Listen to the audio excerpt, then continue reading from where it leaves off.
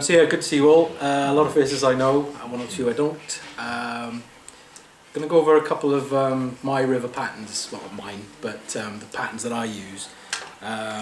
So yeah, you possibly seen me tie before.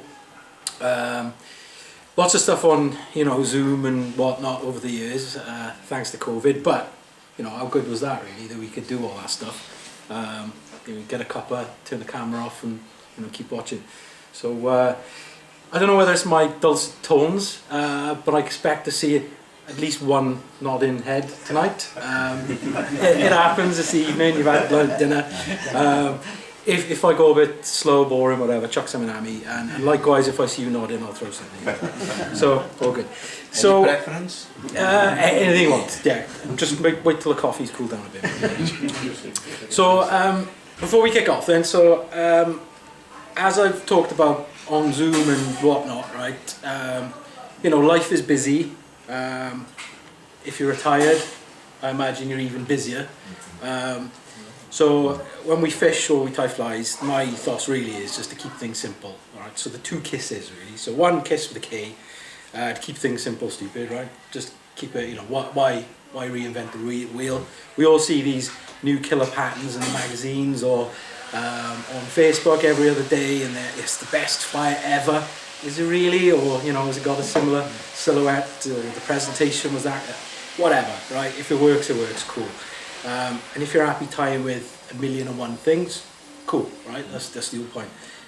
Some of the shows, all right, I'm known for it as well.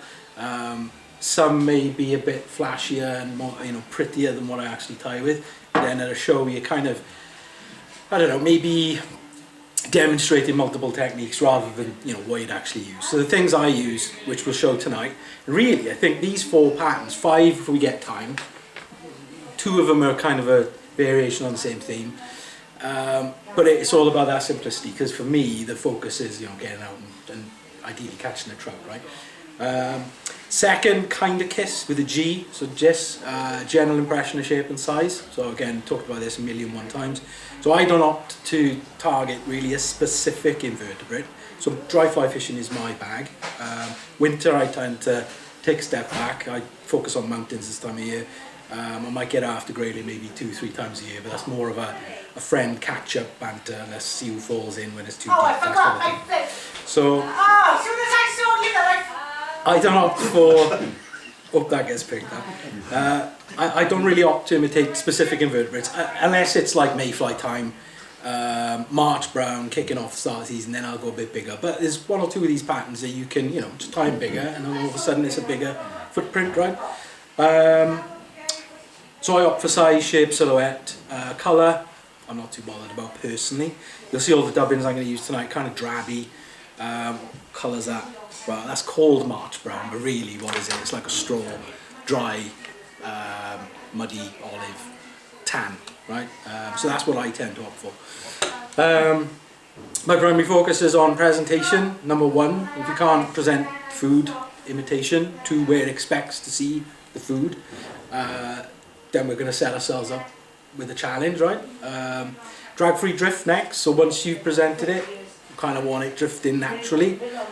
Again, if those 2 are the challenge, then I'm going to struggle.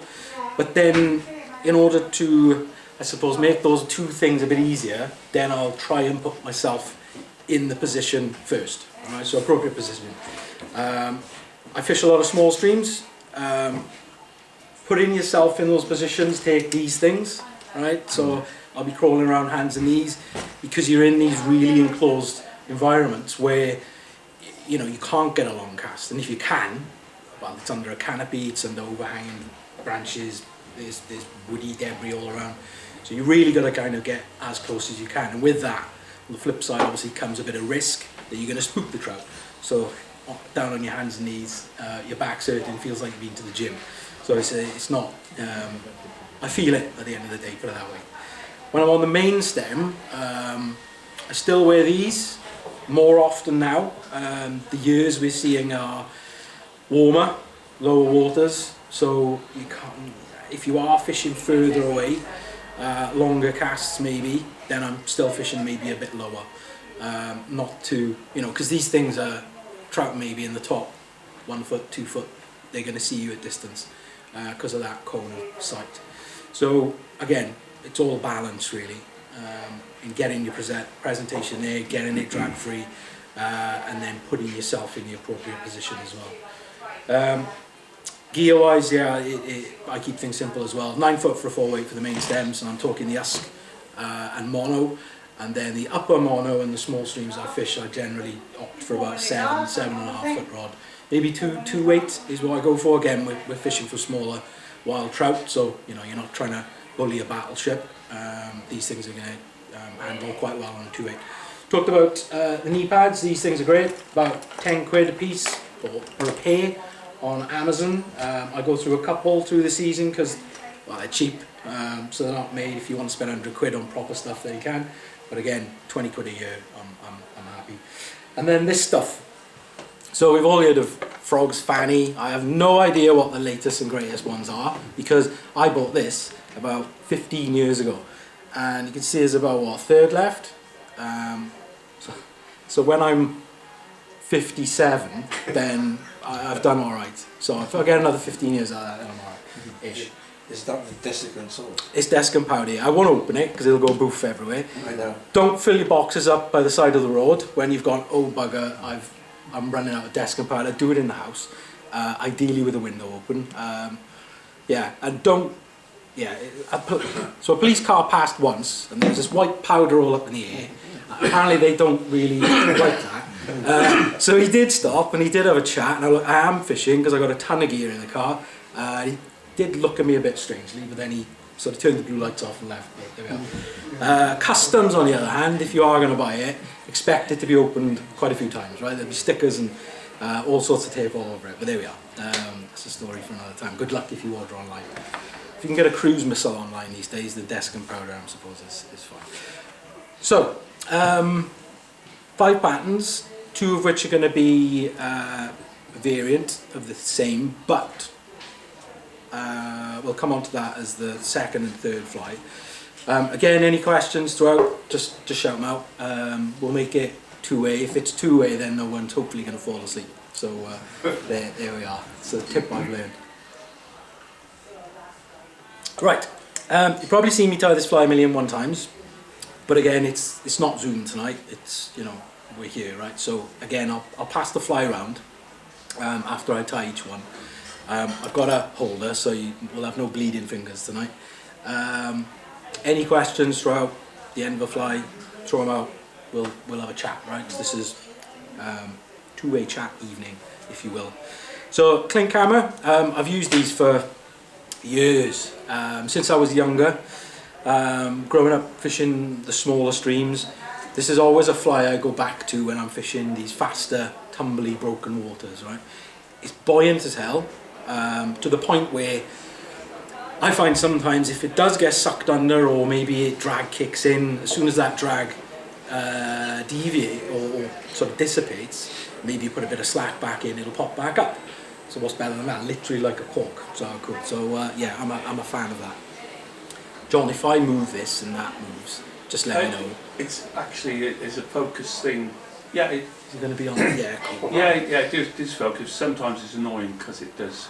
Autofocus, isn't it? Yeah, it autofocus and it's a bit of a pain. I've tried to stop it, but That's all right. Right, second thing, I'm 42 and I'm wearing these things now. +3s Tesco Jobby. They come in all shapes and sizes, but I'm loath to actually start fishing with them. So when I'm tying my knots, tying my fly on, because I've noticed I'm so dependent on them now to tie flies. If I start doing that when I'm tying my knots fishing and I forget them, then I'm going to be in a world of pain. So I'll use them for this, but not for tying. So right, clink. Hans van Klinken did this back in the 80s. I did say I was going to share with you guys a link, actually, the Ludlow boys, but I didn't. Apologies. So I'll double share in the next couple of days. So Hans developed this back in the 80s. Fast Norwegian, big waters, tumbling, broken stuff, and he was targeting grayling with these monsters of what we now know as the clink hammer. I think it was the Klinkhammer Special originally, and I think it was something else before that. Him and his friends, Hans de Groot, I believe, came up with this, and I think Clinton named it eventually. So I think he tied size 6 and above, as I mentioned before, like 6. These are extended curved shank hooks, right? So what, 2x, 2 times extension. So this is a size 12. Again, it's the gauge or the gate really that depicts that. But this is a 12. It's fairly big, right? This is kind of like one of the biggest ones. I use the same hook for March Brown emergers, start the season, because again, nice long profile body, curved so it pierces the surface. But again, Hans van Klinken size 6, that's massive. So he did give me one once, pinned to a card. This thing was like a dog, it was huge.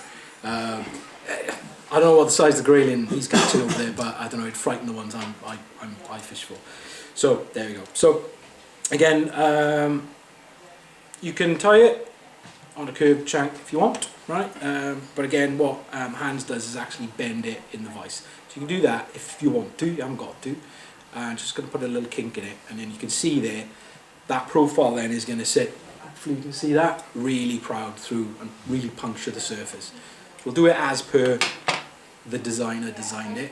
And I think some of the hooks that he has now, Daiichi, I think, is what Hans classes as the true Klinkhammer hook. Even the Partridge one.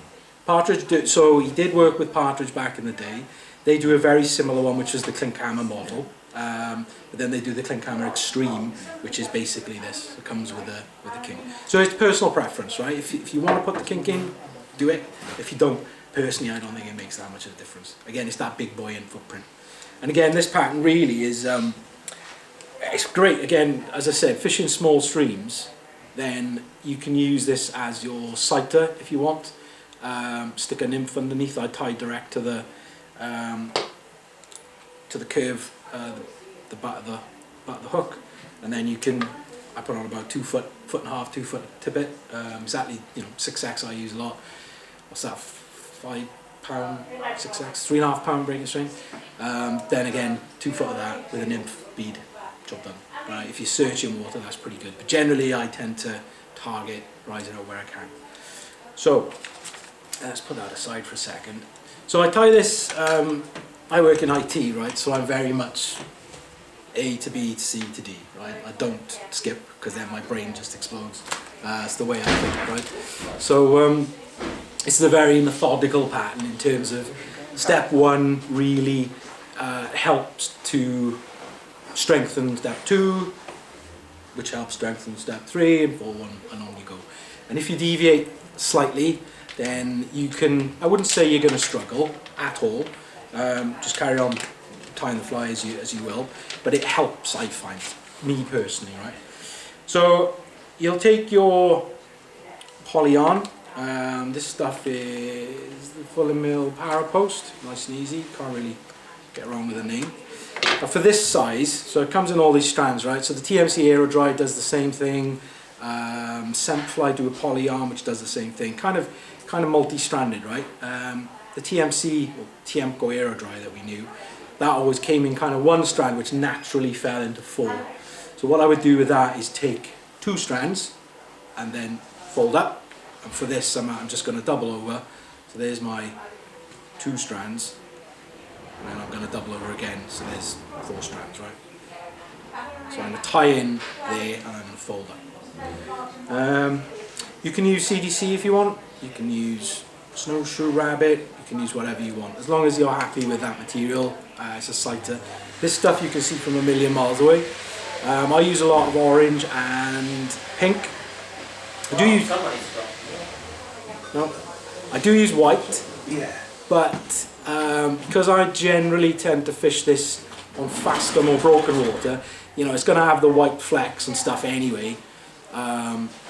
So it's going to be, from my point of view, not as easy to pick out, whereas this stuff's just going to go, yeah, I'm right here, right? Low light, so you can be fishing, I don't know, summer evening, good hatch coming off. In about half an hour's time you ain't going to be able to tie another fly on because it's so dark. So if you want to stick one of these on with a black polyarn post, again the black really does punch through the shadows as well. So I do have one or two of those in the box, just for those lower light conditions. Because again, 11:15, 11 o'clock comes, I know this is going to be my last fly on my cast for the night. So. Are you winding up the post, or are you? Yeah, so what I've done there, let me just park this. So what I've done, so I've caught the two strands in, and then I've lifted them both up. Okay, so there's 4 strands, essentially, which is going to be nice and thick for this size. This is a size 12, so if I go down to maybe 10 to fish small quinks, really. I do fish small curved body emergers, right? And I'm saying that for Hans' benefit, because he'd spit and throw things at me if I call anything clink hammer that small. And he's right, because that's the pattern. So I've taken the one strand, doubled it up, then doubled up again as I've tied in. Next, I've tied up, and I'm using the 12-aught nano silk for this, so it's very low volume for what it is. It's very strong as well, right? So again, later we'll tie with deer, and I've got to be careful there, careful with my tension, otherwise it'll slice straight through. So very strong, very thin, low volume. I've gone up, essentially hopefully you can see it there, the length of the thorax. All right, and that's easy with this because it's a bent bit. All right, and then I've come back down. Touch and turns up, touch and turns down. There's very little build up there for that. If I used maybe, traditionally maybe wax thread, uni thread, things like that, you're going to get a bit more build up. Build up means it's going to take on more water, which means it's not going to be as buoyant. This is maybe the thinking. Right. Now, naturally, you say naturally, synthetically, because this is a synthetic, I've tied up, I've tied down. What some people find with these gel spun threads is that they can slip and spin around the hook, and that's just part of its makeup, right? That's the material. Whereas with a wax thread, you're not going to get that. But you learn your tools, as we all do, and you just realise that you've got to lock it in a bit more carefully. So naturally, synthetically, this is going to, if I pull this, it's going to pull away from the vertical. So I want to align it, look at it, and then start to lock it in. All right, so wraps in front and behind. So if you think of, I don't know, 2 bookends, really pushing that back and forth to lock it in. Because I don't want this spinning round, because then you've got the hackles facing everywhere and all sorts. So once I'm happy with that, I'll just start to make a taper in front and behind. And really that's just to continue really pushing that post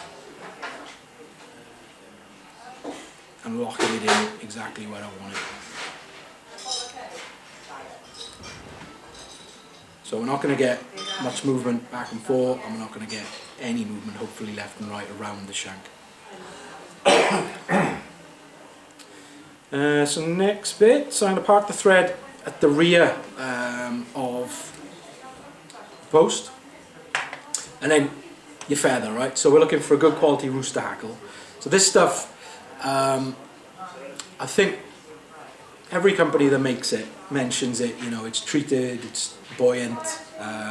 Some companies say there's hollow fibres, so it traps the air and gives you all that buoyancy. Well, that's cool, but for us, this is above the surface, so it's not going to give us any buoyancy, right? Or it's not going to add to the buoyancy. So all we're using this for is a sighter, right? And that's it. So you can use anything you want. But as I say, this naturally repels water. So again, we're helping ourselves from day one. Really, it's just pushing that water away. So I've got what have we got here? Not near as that one's a bit small. We might get some musical accompaniment. That's fine. I've never had that music before. Organised especially for you. It's when the dancers come out. Then that's when I'll worry.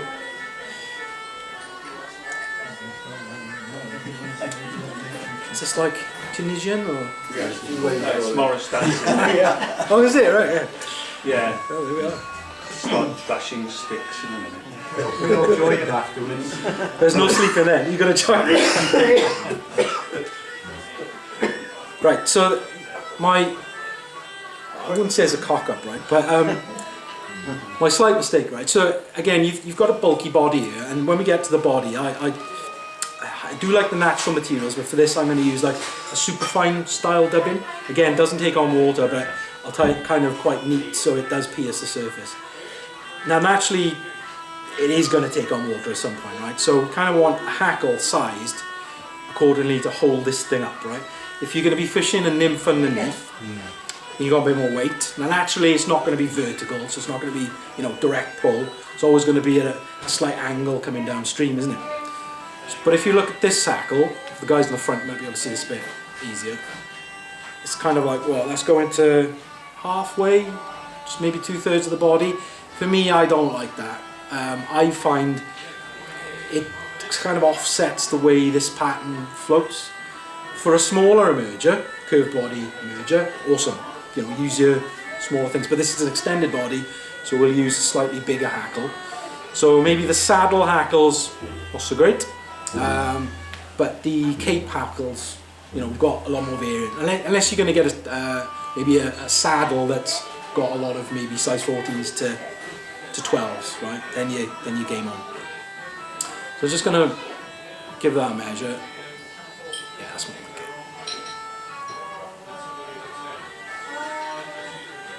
That is awesome. Join in when you want to. I'll join them now. Yeah. Gotta go with the beat. To watch my thread burns now. I'll be synchronized. Right, so the shiny side of the feather, we're going to be wrapping around, looking down clockwise.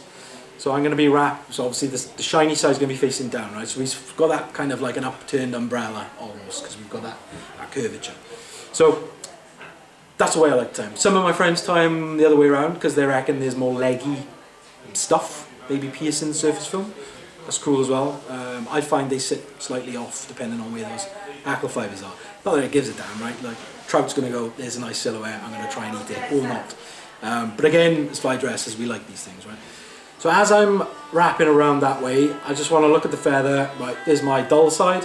I'm just going to, for my benefit, I'm just going to strip, if you can see that, the bottom most, I don't know, 4 or 5 hackle fibres, just so that it makes it a little bit easier when I start tying them.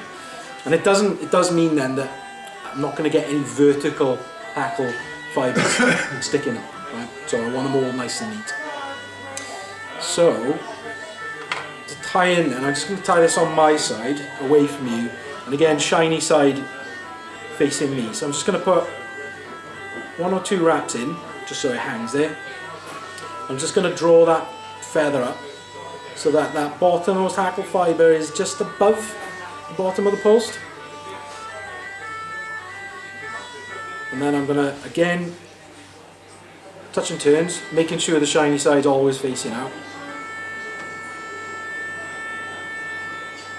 And again, touch and turns all the way up to the top of the post.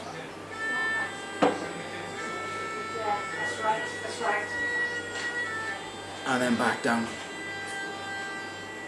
And again, what we're looking for again is material there in this thread that doesn't give us that build-up. So we've got 4 layers of thread and a stem rachis of the feather. So there's quite a bit going on in there. And with traditional thread, you'll find it does get a bit fat. Right, so this stalky bit, I'm going to incorporate that, and I'm going to lock it off facing back. So I've got a nice L shape. So again, some of the feathers, if you buy them shop bought, not everywhere, granted. But some I've been shown. I've gone, oh, when's your hackle come out? Literally just fallen out, and this thing's sticking up in the air. It's come out by the root, the rachis, because it's not been locked off properly. So they've been greasing it over time. Maybe it's had a couple of trout, hopefully, and it's just unraveled. Right, so it's still attached, but at the top of the post. So not a good, well-tied fly. So this one I'm going to tie. This is on my side, so you'll not be able to see it. But I'm going to tie that down pretty much halfway down the body. Again, it's going to be good security there for that feather. It's not going to pull out.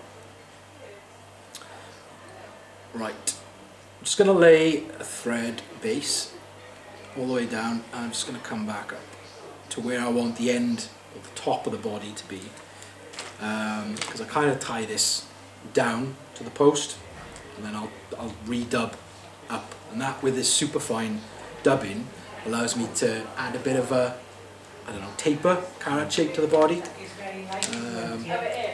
You could do it the other way up if you want. Yeah.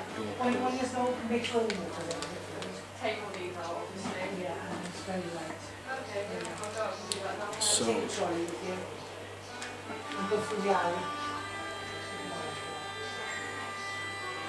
so as I'm going, just looking for a couple of lumps, bumps, things like that. I'm just gonna, I don't worry too much about it being too heavy at this point. This stuff's not too bad at teasing out. So just going to tie it in first. Again, it's synthetic, right, so it can be a bit slippy, much like the thread. And as I'm tying back to the curve, Superfine always does it and it splays, so I'm just going to tighten as I go. Just again, checking for lumps and bumps.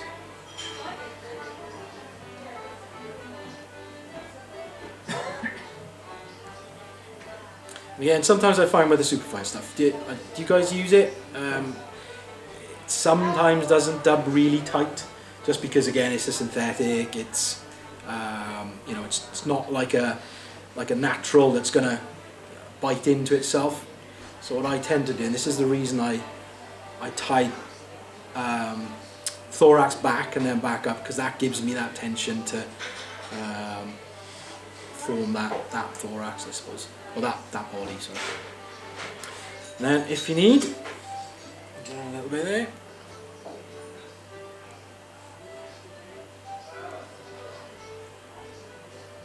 Do you want that to absorb water? To a point, because I want it to pierce the film and stay there.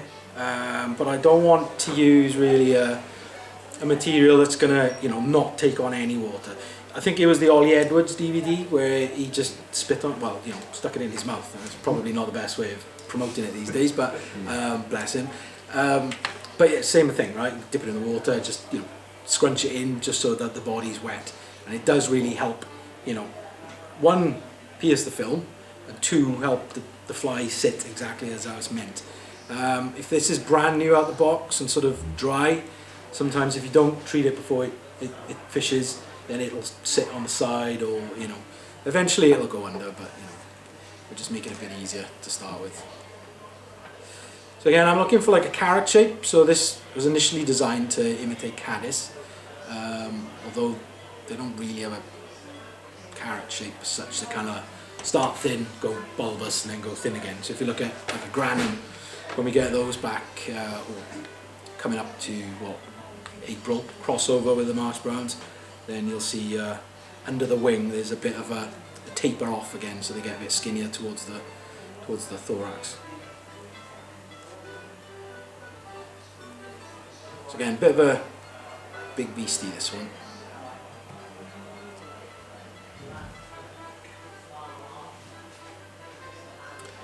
Almost there for the thorax. So we'll start with the tough one, and then we'll get easier through the night.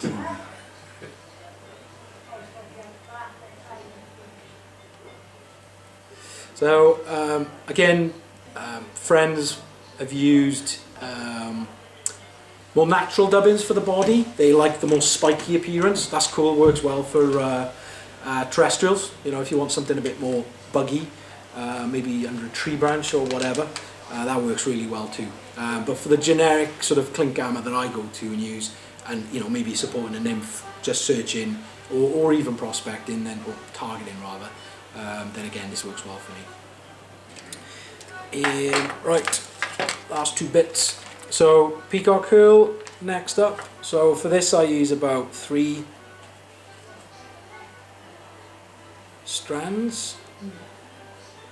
That's a nice one.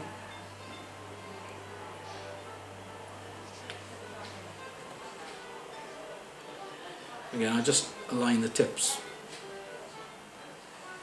a little. Tidy that up in a minute. and then just give a snip, just so they're nicely aligned. Gives me something to work with. And then I'll do just a loose wrap over, and then pull back, so I don't want anything hanging over the eye. I just want that to rest then, maybe where the post is. And then just finish off.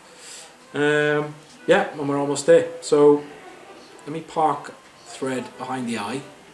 So I'm just going to do a loose wrap over with those 3 strands. Now again, as we all know, this can be quite brittle sometimes. The older and the drier it can get sometimes, it might get a bit brittle. So I'm just doing a couple of wraps, and I'm just going to work to fill in the gaps so I can see my white thread. I only tend to use white really, unless it's, well, unlike the one pattern tonight, it will be a specific colour. So again, I'm just going to back and forth until I'm happy with thorax, and then just give a couple of wraps just to secure it off.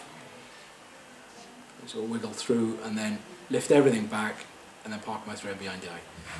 So while that's still there, I'm just going to whip finish behind the eye. Use your fingers if you want. I use a tool wherever I can. And then I've sliced the thread there, so that's pretty much almost done, right? So I'm just going to take off the butt ends. Now I'm quite happy with that. It's got the taper I'm looking for the body. We've got the hackle tied in readiness. The post is there ready. The thorax is done, and then I'll flip this in the vise so that the post there is horizontal to make it a bit easier to tie onto. Hopefully you can still see that. Right, then I'll use Nano Silk again, but this time the 18/0, because I'm going to be tying off under the wing. So I just want it to be a little bit thinner so that I'm not, you know, adding bulk behind it. I don't want to kick the feathers up or anything. And I'm going to tie this on at the very top of the post, and then again wrap back towards the base of the post. So it's 5 layers of thread now, albeit one of them slightly thinner, right?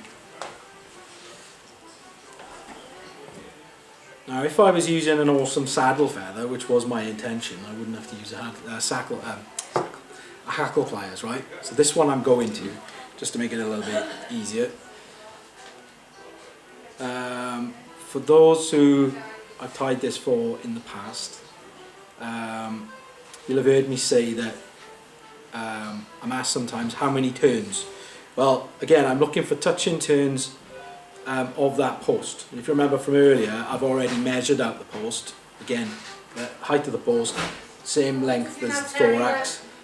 So I know that when my hackles start to bunch up, right, because of the turn underneath the last one, I know that's probably too many, so I'll back off one. So again, I'll wiggle as I go through. Any hackle fibres that might be sticking down, I'll just do a wrap underneath those, just to, again, poke them up. So again, I'm managing them as I'm tying through.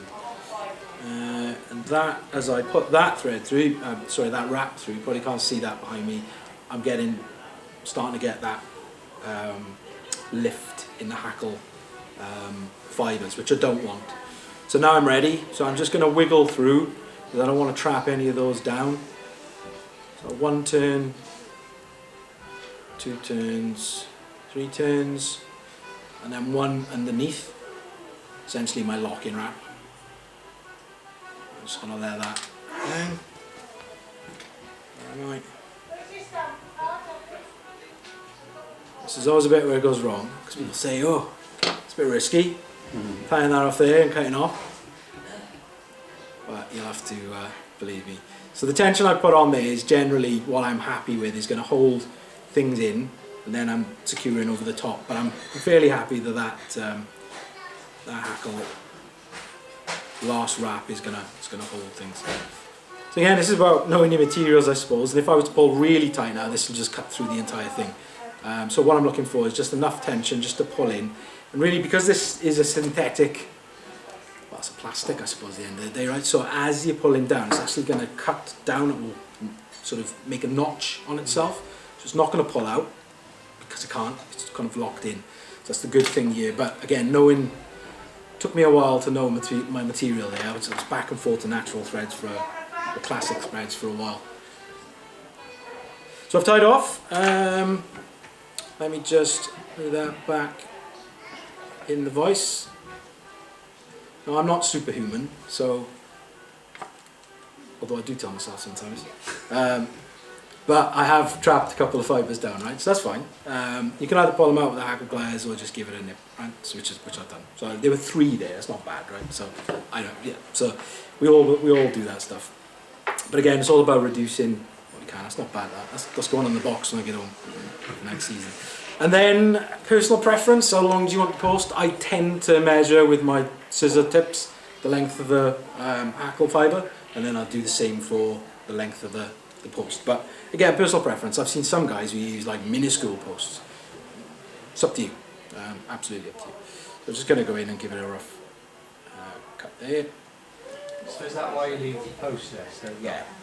And like, you know, some materials, if you do leave them a bit longer, you can manipulate other things around it. You probably saw me when I was tying the hackle, that was quite long. Some people do cut straight away, and ooh, fills me with dread, because then I've got nothing to wind around. This stuff's, you know, just going to pull straight off it. So you can use that as a bit of a pinch just to wind around. So yeah, I'm quite happy with that. As I say, sometimes the body might be a little bit too fluffy for your preference, or that might be your intention, right? If it is a bit fluffy, just give it a snip. Again, Ollie Edwards did exactly the same thing on his, what's it called, John? River, oh God. I'll dig them out. They're next to my computer, most of them. What? Just give me a clue. He did a series, didn't he, of all the he said River Cottage then, definitely not River Cottage. Anyway, I'll come back to you. It'll come to mind. So yeah, clink hammer. So that's kind of like a variant, same sort of colour as the clink hammer special. Can we go that way? Thank you. We'll go that way next time.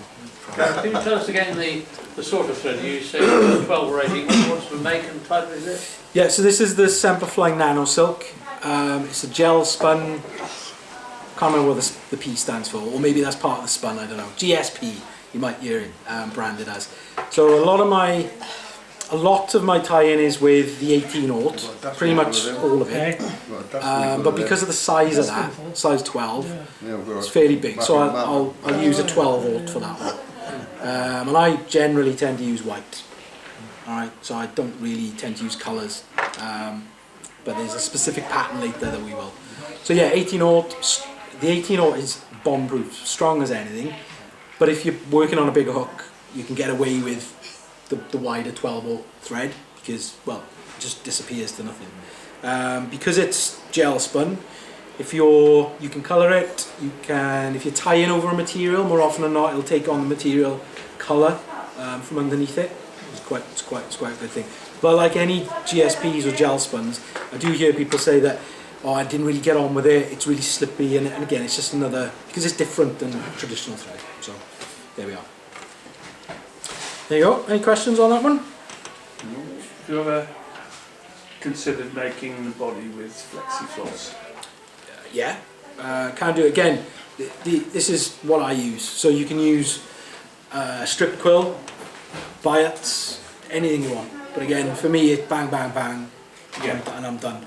So yeah, absolutely, you can use anything you want, really. Is it card, is it? So while that's being passed around, I'm going to grab some other materials.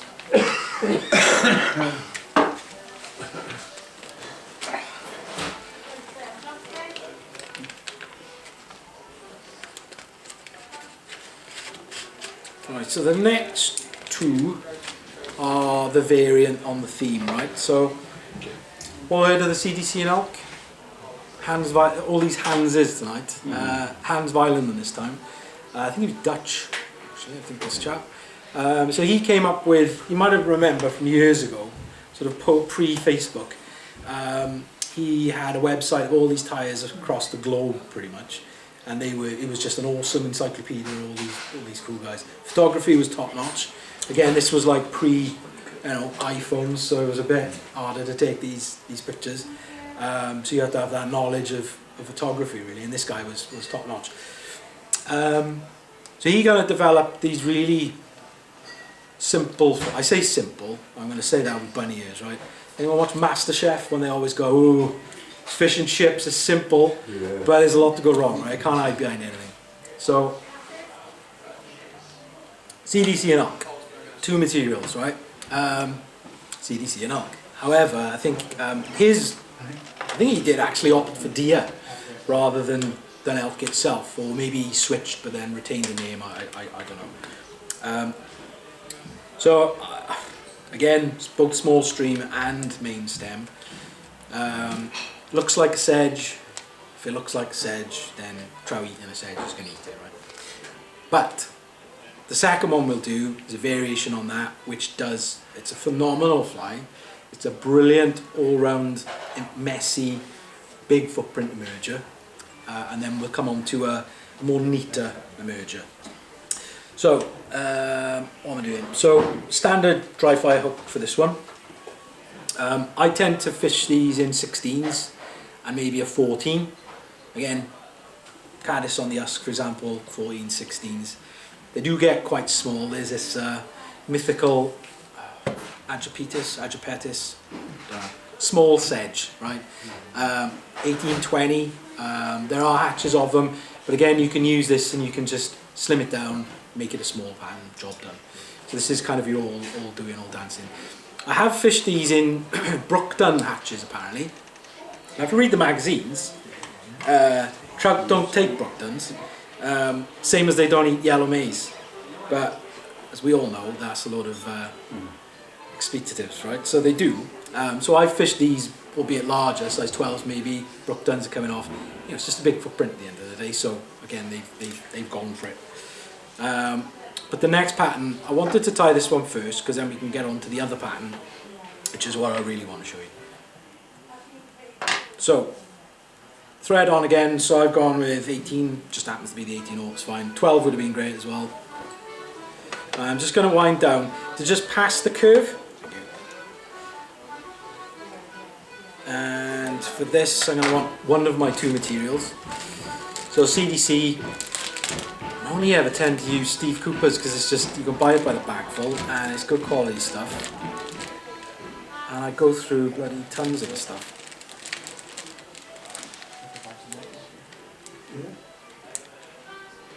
Somebody asked me a while back, oh, you love all your whiting capes and stuff, and I was like, yeah, absolutely do. If anybody robbed the house, I would hunt them down to the end of the earth. But really speaking, if there's one material that's just changed my game, is CDC, without a doubt. It just does it all. It's cheap as chips, it's kind of sustainable, kind of. I know we're being looked at more and more for that now these days, so we kind of want to be careful. Naturally buoyant, out of the bag. I mean, this stuff, what, 12 quid, unless there's the bulk bag. You pull it through your fingers and there's still the oils there, which, you know, brilliant. So we're just going to take a feather, right? So I've gone for, what's that, 2 inches, inch and a bit. And really what I want to do is pull or draw those fibres back gently, because that's what I'm going to tie in. So there's two parts to this body really. There's the bit I'm going to tie in and then start to wrap forward, which is going to be a kind of wound body. And then above that bit, all the loose hackle fibres, they're going to start to be wound around the shank as well, which is going to naturally give you that movement and those sort of almost hackled fibres. But they're going to give us the movement and the buoyancy and the footprint, like I did that there. So I crossed the river. More so these days. I haven't had a dunk in this year yet, and I normally do have a monumental dunk in, right, every year. It's not happened yet, and it's November now, so I've kind of ruined it for myself. So again, loose wrap over. I'm just going to take some tension on the thread. I'm just going to pull that back, right, and then I'm just going to do one wrap behind, one wrap in front and underneath, just as my lock-in wrap, and then just tie down over the top. Just going to spin that because it's gone a bit loose.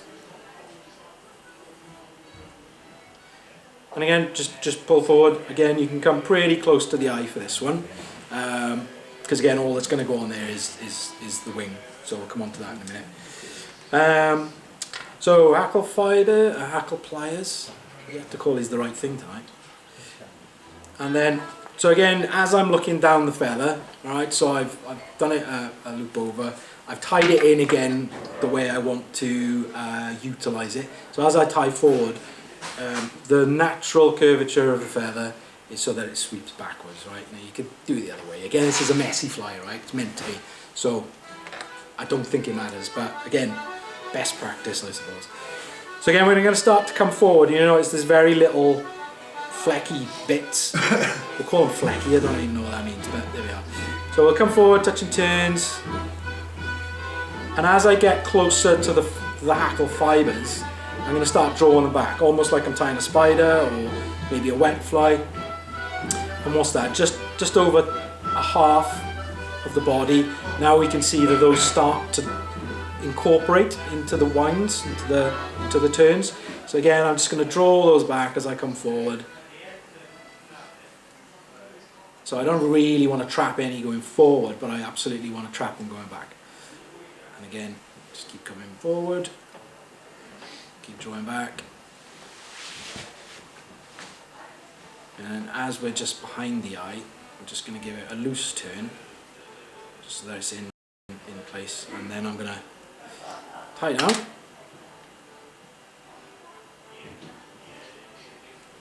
And then 2-3 turns over the top, and then I'm just going to tie off behind.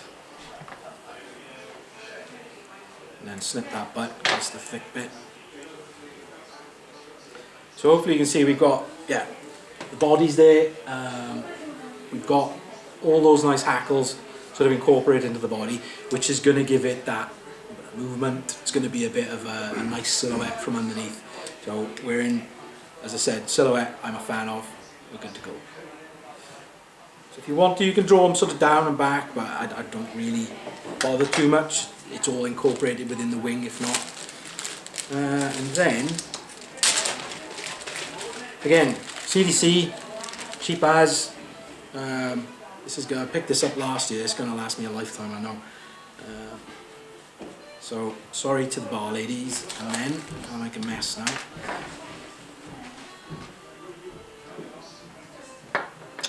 Right, so we don't need a huge amount. Again, if you're going down to the 18s, you can do a 20 with this, but I find that deer hair then sort of starts to lose its, I don't know, area of use, I suppose. Then you're looking for maybe a synthetic sort of wing material that is more suited to the smaller sizes. But again, for 16s, 14s and up, then again, this is spot on. You're not going to need a huge amount.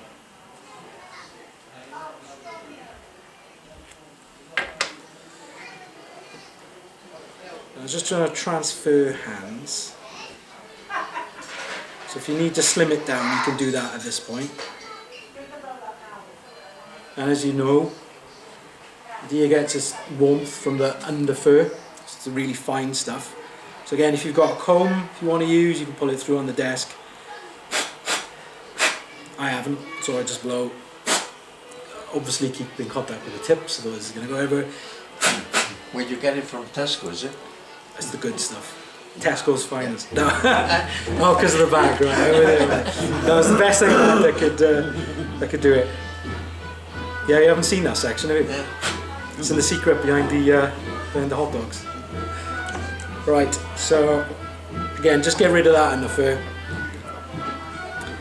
and then pop into your hackle stacker. Now, hair stacker rather. Again, a friend of mine, Alan Reese, gave me a good tip years ago. If you're going to do that vertically, it's gonna align them, but they're going to be going all different angles because there's a natural, obviously, curvature to each one of these fibres, right? Sort of smooth slopes back. If you do it to the side or at an angle, it's going to align them all horizontally as well as vertically as well. So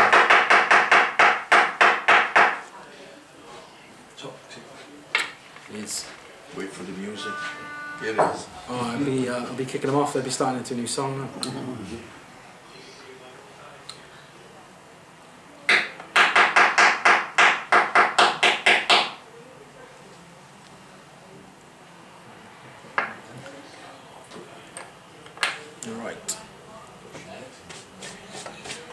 have done this one last. There's going to be bloody deer everywhere now. Right, that's not bad. So, next one up now. Some people like to pre-trim. I don't, because I've just never got on with it. It's a personal thing, right? Somebody might teach me. One of you can give me a tip. Snip them first and then tie them in. I personally, you're passing back and forth hands. There's more going on. I've just aligned them, just get them on, right? So this is the way I do it. So again, I'm looking for just past the body. So again, like any sort of caddis, right? The wing is slightly overhanging the body. So I'm just going to line those up on top. The good thing is with this kind of coastalish roe deer is you've kind of got the lighter tips, and then you've got a line essentially change of colour. So again, if you're going to go, align that line, then away you go. They're going to be the same regardless of the size you tie it. So I'm just going to do a loose wrap over, and then I'm going to pull up with my tension. Right, I don't want it sort of wrapping around the post, around the shank. Sorry, I want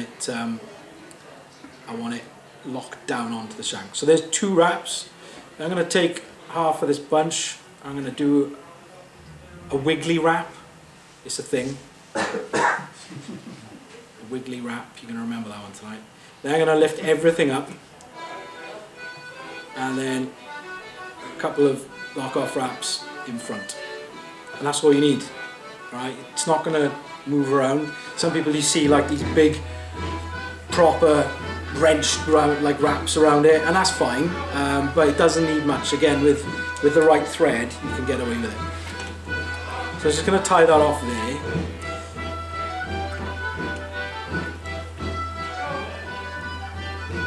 Again, bit of pressure, and that's all we need. Slice again.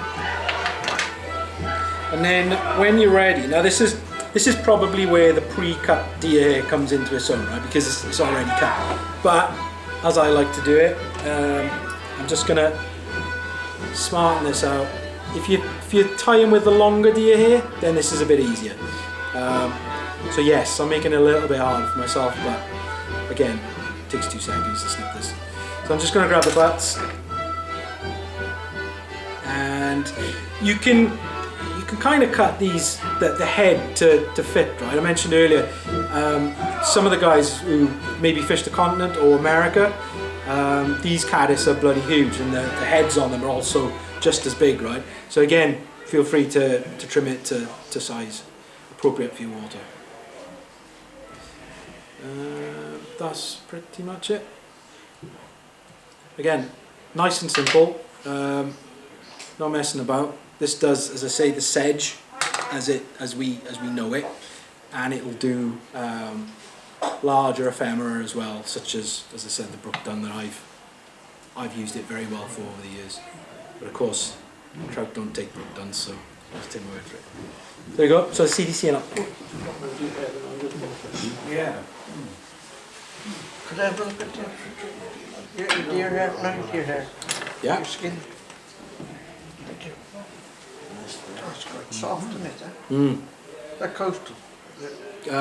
Yeah, I gotta be honest, I don't know what coastal means, but it's wrong. That's real. It's nice and soft, yeah. It's not rough as that. You normally get. Yeah, it is. Yeah, I think that comes from some of them tend to be kind of now and again a bit brittle, a bit dry. Yeah, that's right. Yeah. This stuff I bought from a friend, so don't ask me where he got it, and I don't know. I haven't got it with me tonight. There's a company. They've stopped distributing in the UK, sadly, but they used to do like snowshoe. Oh no, I've got some snowshoe somewhere. If you can find it, Nature Spirit. If you can find it, everything they did was fantastic. Honest to God, brilliant. They're still running. Follow them on like social media and stuff. They're still operating, but they're just not. Whether they lost the distributor in the UK, who knows? I've seen them advertised in magazines and stuff. Yeah, it's really good stuff. Whether they've started selling again, then no, I don't know. But again, yeah, they're dubbins. They're all brilliant. Really good. The problem with the steak now, like, you're paying more than... It's probably part of that, yeah. You get yours from the States, did you? No, buy it in the UK. It comes from the States. I'll tell you what I'm going to do. You Pass can me buy that it, can't white you? plastic. Yeah, some people That's do. the one. Yeah. But yeah. Who's the one in the UK? I'd have to look back on that. If you want some nice deer hair, get in touch with Steve Hankins. He runs a company called Magpie Materials in USA. He just sent me a lovely strip of deer hair, but it's mule deer. Mule deer. Yeah, and it's beautiful. It ties lovely. Soft like that. Soft like that one. Yeah. Yeah. And it's still in the freezer. He sent me a strip about that big, about that wide, about that long. There's a body on it. I gotta cut it up and share it with these guys. I haven't taken out to the freezer yet. Just getting the back end. I'm sorry, I just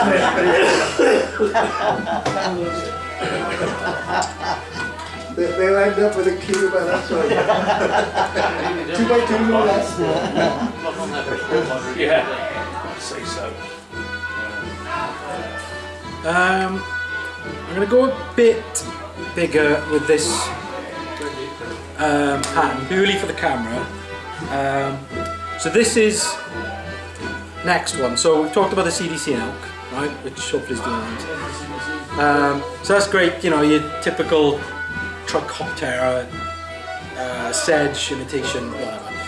Now, what Hans Weilemann did as well was he did, I think it was maybe 3 patterns,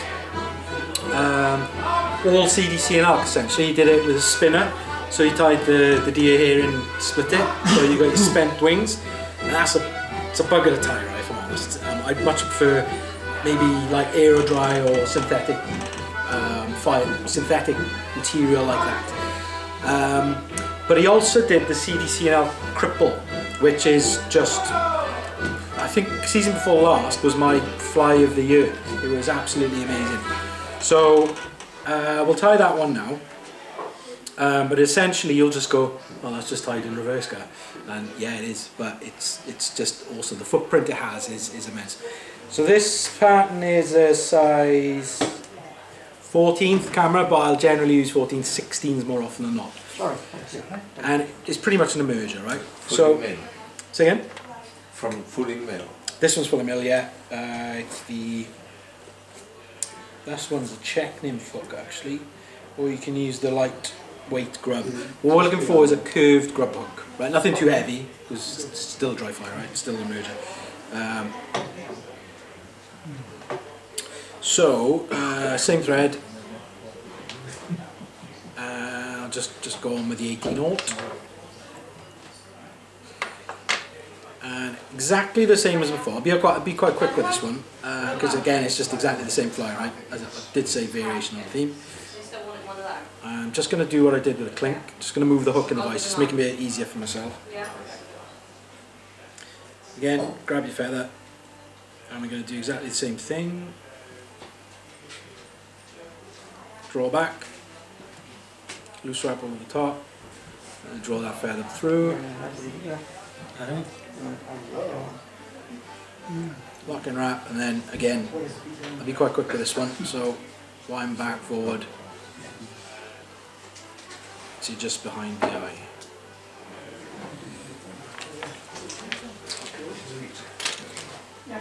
So the body's going to be exactly the same.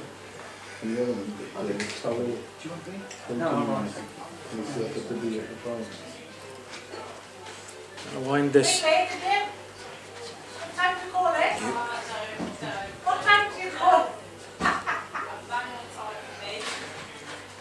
Someone's late for work. Double or single? Or maybe not. I think it's 380. Yeah.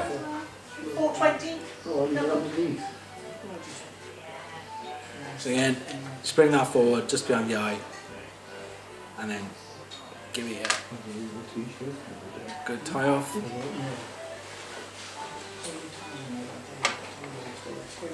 I'll fill him up there, Mike. Now, if like me, that looks a bit busy, it's fine. All right. So, think about the water you're going to fish. If it's really sort of what's the word I'm looking for? Really thin, slack, glassy, then you can fine it down if you want to. If you're fishing faster water, then again, this will be visible as well because that wing is going to be facing in another direction. So again, you can find that out. Just clip or pull would be easier. Won't it slip down anyway? Yeah, it will slick down, but I suppose it depends how much noise you want on the water. If you want a lot of movement, keep it as it is, and again I'm using man's end, or you can just have 1 or 2 strands. Again, I've seen people using both. That's fine for me, I think. Now the nature of these materials anyway is going to be that too many trout teeth is going to start to unfurl anyway, but again, two ingredients, right? So this is where this comes in. So now we'll go back. Don't worry, I'll get that now.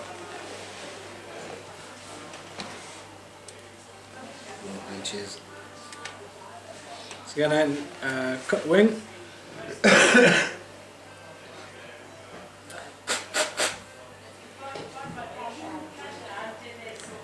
And just blow out the underfur.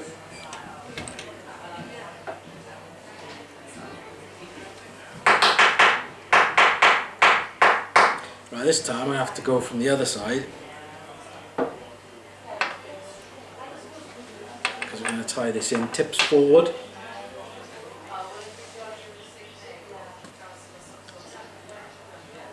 So I kind of want a forward-facing wing now. You could also probably use CDC for this as well.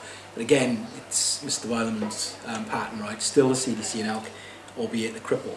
So again, I'll measure that accordingly. So I kind of want like the length of the hook. You can go bigger if you want. So again, right, cripple. We're looking for lots of mess here. So again, 1 strap over, a second one just to lock in, 2. Now I can't do what I did before, right, because I've got the butts facing back now. So I'm just going to go over with a couple of loose wraps and then I'm just going to leave it. And then I'm going to pull everything up. And again, a couple of wraps in front.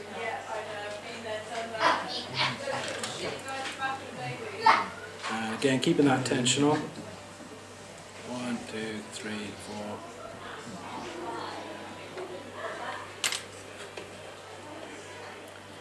So that was actually a little bit quicker than the last one. So I'm just going to bring those tips forward.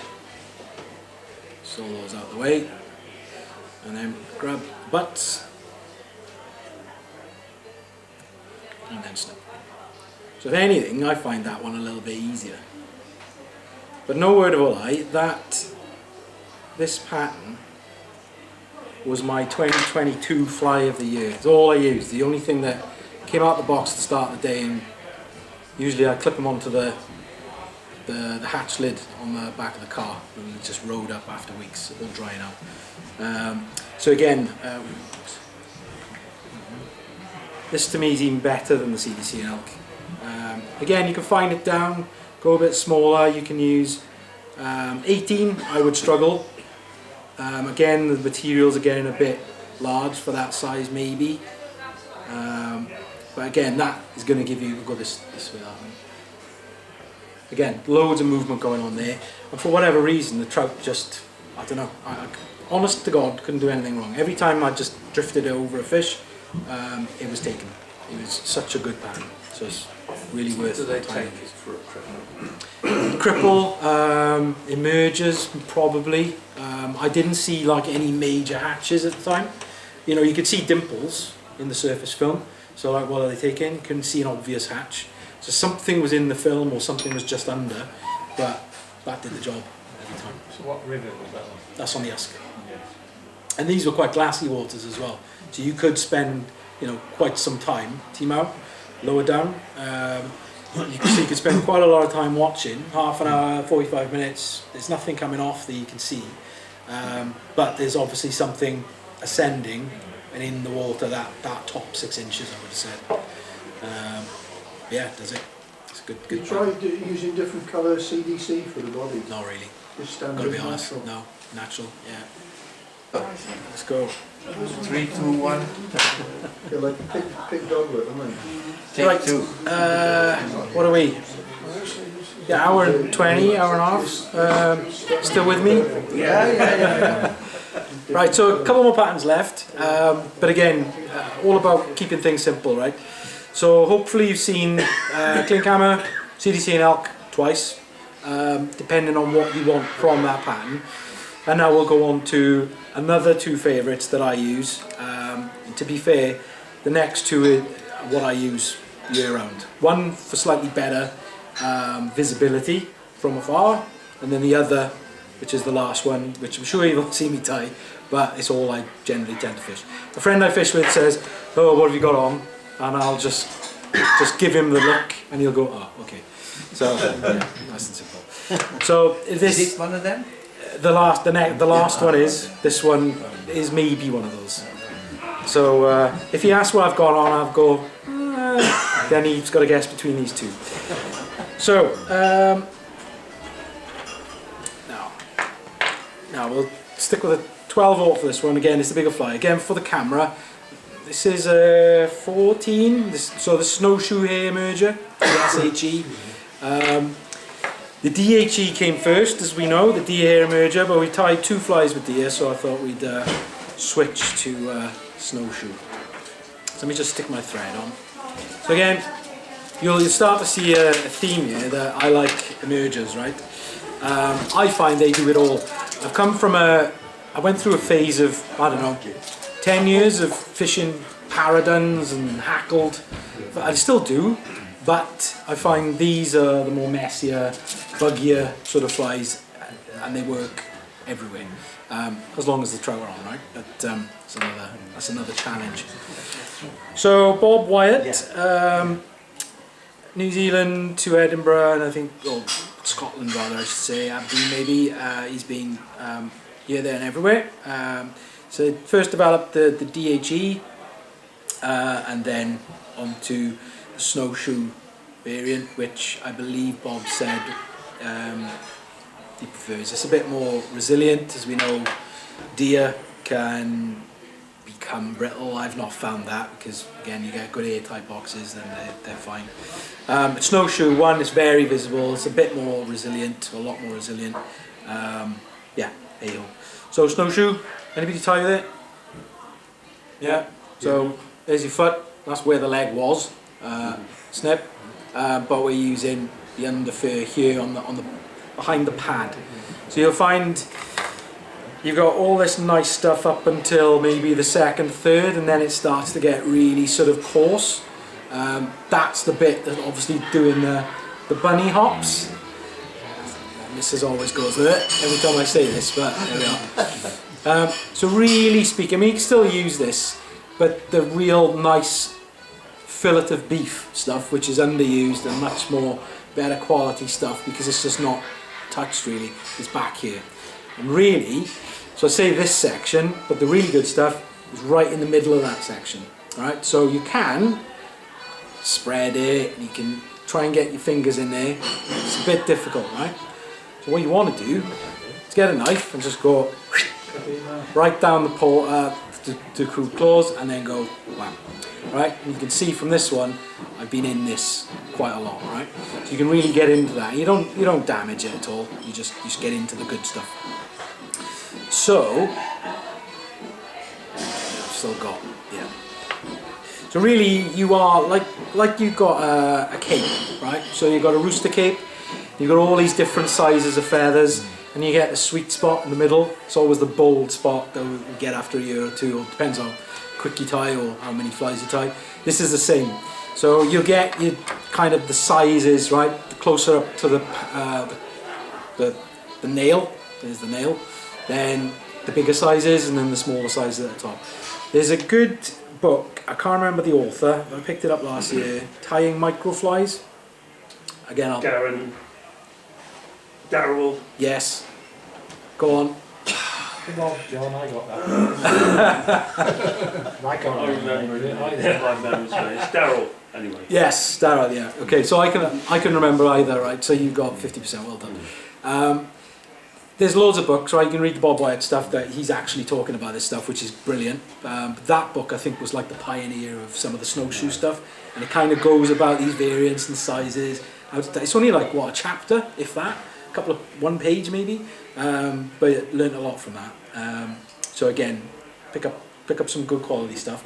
I don't really know where you'd buy snowshoe these days, because I've got my pack. It's going to do me for years. There's a chap, I think, from, he might be Spanish, on Facebook. Everybody's saying, yeah, go to this guy. Ed. Is it Ed? Ed Madrigal.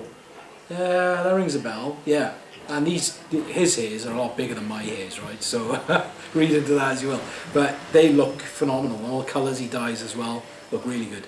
So yeah, I'll have to check him out when they go. But yeah, nice. I'll have to remember that. I'll write it down before I go. So tie this as Bob did it. I suppose you can tie in the snowshoe rabbit foot hair now. Taper that into the body. The way Bob ties it, I'll do tonight. So we tie in the body first, back to front-ish. So you see where I parked the thread. So I've laid a layer of thread, because again, gel spun is going to be a bit slippy whippy. So coming up with all these terms tonight. Park it quite kind of far back. So it's going to be back of the first third, I suppose. And then we're going to go in, use a hazier material. Again, I've got haze masks as well, so you can use those too. I've got a shaved head, so if you want to, you can use the same trimmers just to go over the face if you want. I don't mind. So again, we'll go on quite heavy, because I want to. We're going to do lay down and then potentially a lay back. We'll have a look how it looks. So bear with me. Again, haze mask. We've got those nice guard fibres in there as well, right? So again, we've got loads of stuff going on. Bits, you know, it's an emerger. There's all sorts happening. There's wings coming out. There's antennas everywhere. It's generally a mess, right? But again, I think that's what the trout are going to see. It's that victim to smash and grab. So that's what we'll imitate. So again, I'll just tie that in. If I need to, I'll just tighten up as I go. Again, we'll just wind down. And as we get to the bottom, just going to pinch off. And we'll keep that for a little later. And then I'm just going to use the thread to open turns, wind back up. So it gives a bit of security to that body, if you will. Doesn't need much. And then I'm left with loads of spiky bits, strands. You can use squirrel maybe.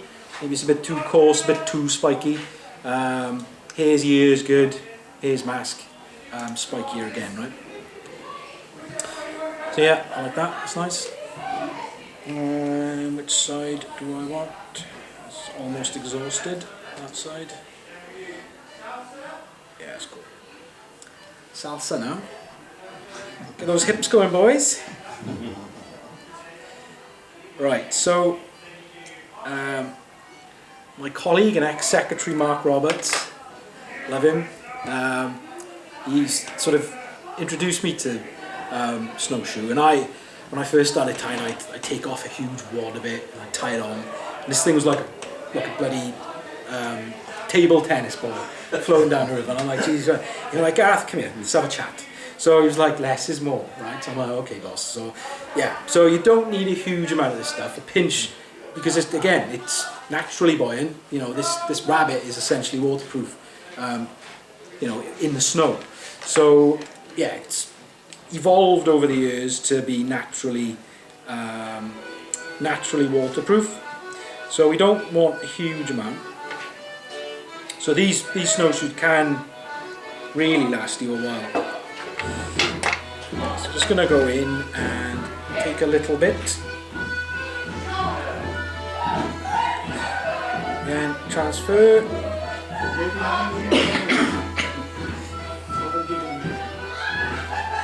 So the closer you get to the front where the toes are, you'll start to see a couple of spiky bits. If you want to keep those in, fine. I tend to take them out just because it makes it a little bit messier. And then again, I don't like cutting natural materials like CDC. See when people like cut CDC, I'm like, ugh, it's beautiful. So yeah, I tried to not to cut it. And then I'm sort of measuring, again, not as far as length of the body this time, because again, this is just a buoyant post really. Again, loose wrap over the top and then tighten up. 3, and then I'm just gonna do a couple of wraps just to kick up that post, or the wing rather, up in front. So I'm just gonna go back in with my dubbing. Again, I don't want to be, I'm not really tightening this down now because I want to use those spiky bits which you can sometimes trap if you're really tying a tight dubbing noodle. So I'm just going to take that back up and I'm just going to take a couple of wraps over the top where I've tied that in and then bring it all back. So now I might need to tighten.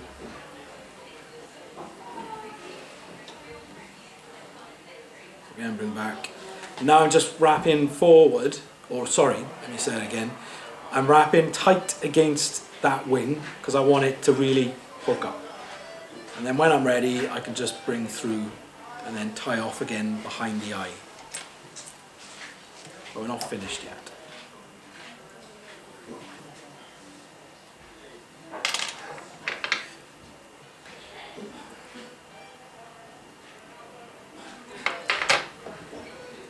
So that bit behind, you can either leave that there as a bit of a sighter, a bit more buoyancy, or we can go in and just give it a trim. So this is your snowshoes. Yeah. So I'm from Merthyr, right? Hereford Tidville. I didn't spend any time down a mine, but a generation before us did. Hard men. Proper down to earth. This is that fly. So when I first saw this is your proper working man's fly. Couple of ingredients, fast to tie, cheap, and it really does get the job done. So again, you think that's nothing to it. You could put a hackle on it if you wanted to, doesn't need it, because of the way it sits absolutely in. So some emergers might sit half under, half out, then the post. This is like pretty much everything below this wing is sat in the surface, right? Yeah. So again, one of my favourites. So if you ever see me on the river and go, what's on your cast? And I'll go, it's either this one or the next one. Daryl Martin. Daryl Martin, that's it. Well done, John. I get it in. I still remember trying to remember the Oliver Edwards. It's a good book. It is a really good book. He's got 2 books. What was the second one? Got me started there. That's the next question. Hang on, you only just got the last one. Yeah, click, click. Oh, see, when I was born, I only had so much RAM, you know. Yeah.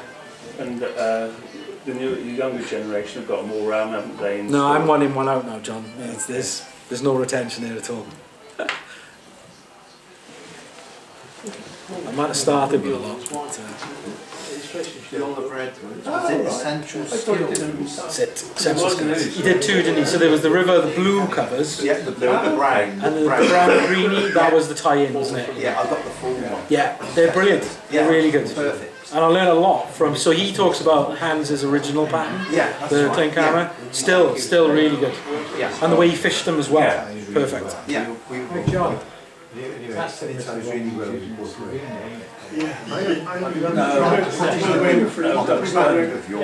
I've not, but I've, yeah, a bit of nylon. Yeah, that's what I do mine. Do you?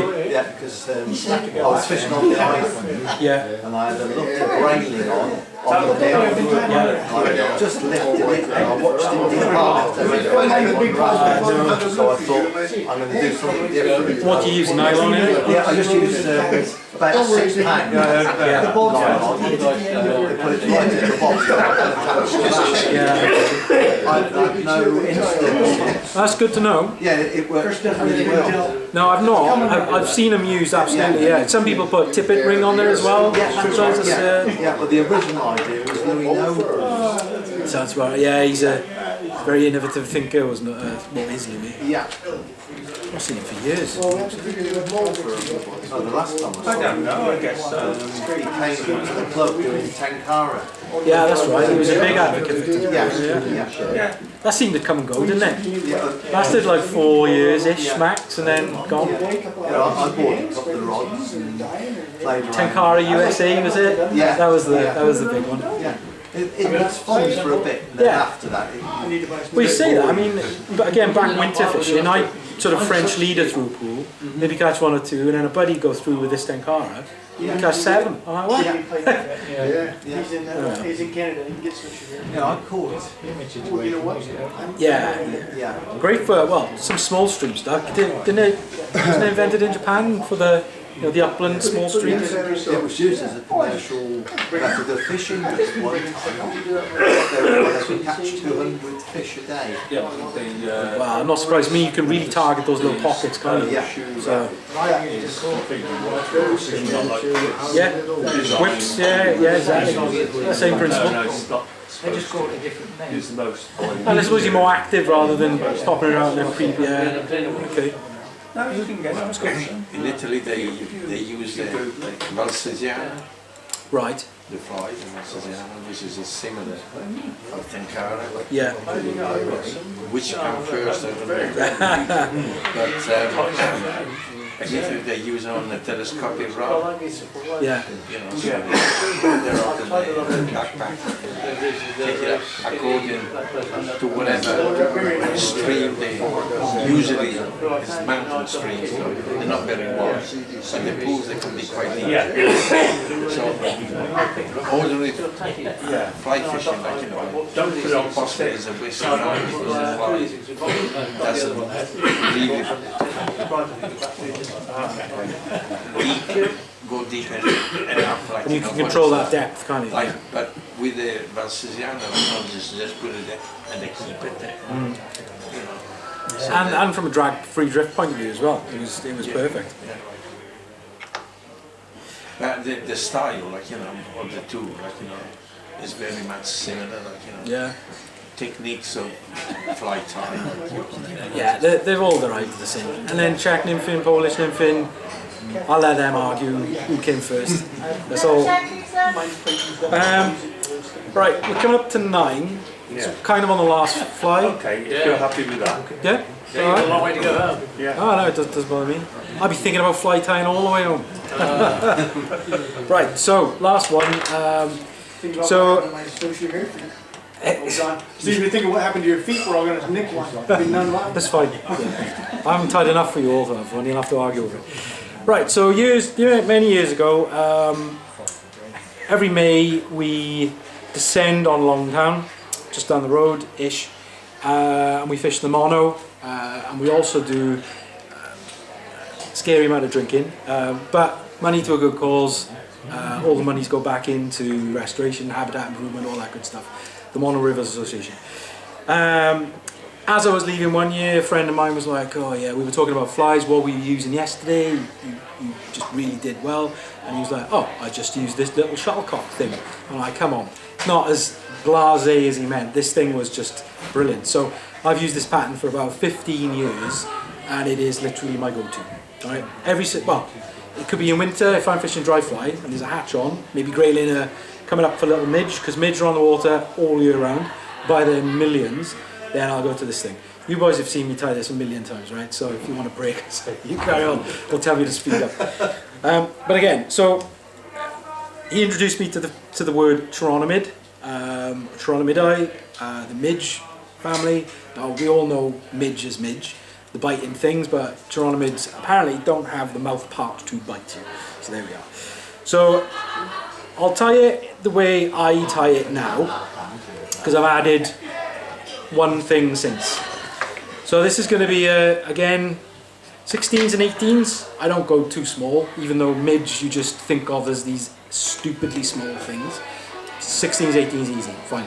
So black thread this time, as I said, there's going to be a pattern with a specific colour, and this is the only reason I use black thread. So this stuff sits in a box, I've got reams of it, and it only gets used for this pattern. So there we are. So I'm just going to unspin the thread slightly, size 16, curved shank hook, lightweight grub hook, and I'm going to unspin the thread slightly so it just opens up, and then touch and turns back. I'm just going to create a body of black thread all the way back down to the butt, and then all the way back up to where I want my thorax to be. It's about ish, right? So again, few wraps behind the eye, job done. So this is my variation. So this is flat braid in pearl, right? Loads of, this one's just happened to be by Semplify. I don't think they do it anymore, but have a look. Some places might be in stock. So again, it's a braid, pearl in colour, so it's got a nice bit of flash. You could use crystal flash if you wanted, just doubled up, but we're going to tie in a bit of wing buds. So I had a chat once with Gwilym Hughes, and he was saying he had a a fish tank once. Whether he put some midge in there or whether they just got in there, I don't know. But he said he was watching these midge ascend and emerge, and it was literally like one would decide, I need to hit like the life jacket button, right? And this life jacket would just sort of be created with this little bubble, this little oily sort of bubble, and up they go. And when they broke the surface, he did see like this minuscule little almost oil slick on the surface. So I was like, oh, that's pretty cool. So I thought, I wonder if I can imitate that. So he did something similar with the cul de canard. Cul de cannon, sorry Gwyl, he's gonna listen. And again, you can do that with crystal flash, this braid, and all we're looking for is this tiny little bit of flash, really, just on the thorax. Trying to imitate that. Whether it does anything, I don't know. But like all fly dressers, we think, I put this material in. To me, it's going to give me that X factor of confidence, right? So tie it as you want it. If you don't want to put it in, don't put it in. So I've got this stuff always lives in the bag, right? So because you use so little of it. So I'm just going to square the end off, and I'm just going to make sure that doesn't overhang the eye, and I'm just going to put a loose wrap. Again, strong wrap facing. Now I need to remember I'm not using nano silk anymore. I'm back on the normal thread, so I need to pull off some of the tension, right? So if it does ping, this is normally the time of the night when it does happen. So I'm going to bring that forward until it's just behind the eye. And then I'm going to quickly grab some CDC feathers. What is that? Sorry, I missed. It's braid. Just braid? Braid, Right. yeah. Like hollow braid for... Pass that around. There was going to be one. Yeah, pass it around, have a look. There's loads of different types out there. Just make sure it's not too thick. So this is 16, so I'm going to go for 3 feathers. I'm just going to tidy up the fluffy bits from the end.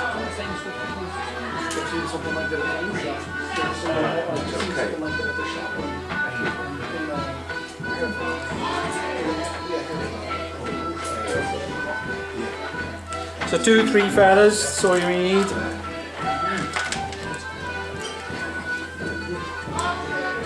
Just align the tips then, and then we just want to go in about the same length of the body again.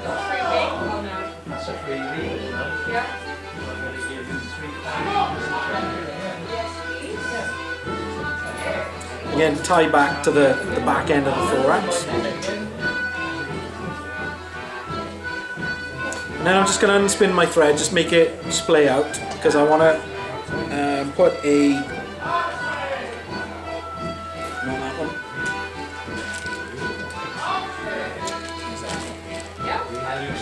We'll go for that one. So, no I haven't. So squirrel is good for this. Any natural dubbing where you've got those nice dark hairs, because we want a lot of, again, a bit, not a lot, sorry, let me rephrase that, a bit of spikiness involved.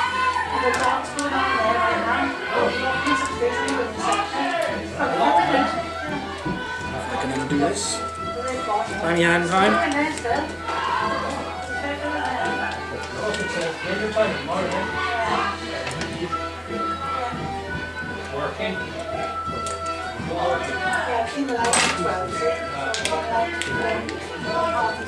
Right, for this we need like a tiny amount, right? So I'm just going to park that there, we don't need much. Again, squirrel's really good for this. But what we want is like the idea of legs almost, rather than actually going in with a ton of material. So I'm just going to split the thread. Again, needle in. I'm going to take all this nice stuff and feed it in. Yeah, and that's pretty much it. You literally want a pinch of this stuff. It's not for buoyancy, it's not for anything else other than just to give the idea of squirmy bits. Let me rephrase that, not squirmy, alright? Well, Go and clean your mouth out, go on. get out. Don't come back. Every year, for some reason, grilling season comes along and I get tagged in like a Facebook post saying, Gareth, can you tie me up some squirmies? You're the best squirmy. I've never tied one, but for some reason they think it's funny, but there we are. To be fair, I know they do work really well, but as a dry fly man, I fight against it. So, much like before, I don't want to trap any of these nice fibres down, so I'm just going to draw back with each turn. And that's it, right? So that's a bit too far. I'm just going to tie off in front in a second.